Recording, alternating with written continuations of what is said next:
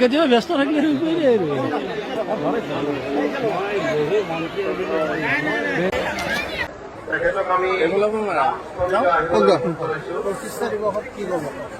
আজি গোপাল গোসাঁই মাৰলী থানৰ প্ৰাণ প্ৰতিষ্ঠা দিৱস 40তম প্ৰাণ প্ৰতিষ্ঠা আজি হাজাৰ হাজাৰ লোকে সমাগম হৈছে ভক্তপ্ৰাণ ৰাইজৰ প্ৰয়োগ হৈছে গোপালৰ সকলোৱে প্ৰাৰ্থনা জনাই প্ৰতি বছৰে 26 জানুৱাৰী তাৰিখে যদিও আমি 26 জানুৱাৰী সাংবিধানিক দিৱস বা লগতে গণতন্ত্ৰ দিৱস হিচাপে পালন কৰোঁ বৃহত্তৰ টুক চিলুৱাৰী আহিলে উত্তৰংগীয়াবাসী ৰাইজে পানমুৰীবাসী আৰু বৌদ্ধগড়বাসী ৰাইজে এই তিথিটো তেতিয়াৰ পৰা আজি প্ৰায় দশক 4 দশক আগতে এই পবিত্ৰ স্থানত গৰখীয়া প্ৰভুক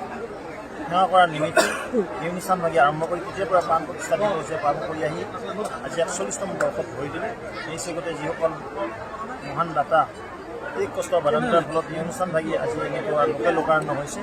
সেই মহান দাতাসকলক মই ধন্যবাদ জনাইছোঁ প্ৰভু গোপালৰ ওচৰত প্ৰাৰ্থনা জনাইছোঁ সকলোৰে মংগল সেই সন্তোষে থাকক এখন সুন্দৰ সমাজত আমি থাকিলে সক্ষম হ'ম কিছু মুহূৰ্তৰ পিছতে আমাৰ নাগৰা নাম ইয়াত উপস্থাপন কৰা হ'ব ইতিমধ্যে আমাৰ নাগৰা নামৰ মহিৰূপ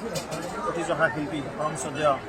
আমাৰ ৰামচন্দ্ৰ ভঁৰালী ডাঙৰীয়া ইয়াত উপস্থিত আছে লগতে কেইবাটাও সন্মানীয় নাগৰা নামৰ দলে ইয়াত নাগৰা নাম পৰিৱেশন নিশ্চিতভাৱে ভক্তিৰসত নামেৰে মুখৰিত হৈ পৰিব আজি মই কামনা কৰিম প্ৰায় 50-60 হাজাৰ সন্মানৰ ৰাইজ একেলগে ইয়াত ভোগ খাই আহি আছে গৈ আছে আমি ভাবিছোঁ লক্ষাধিক ভক্ত অতিক্ৰম কৰিবলৈ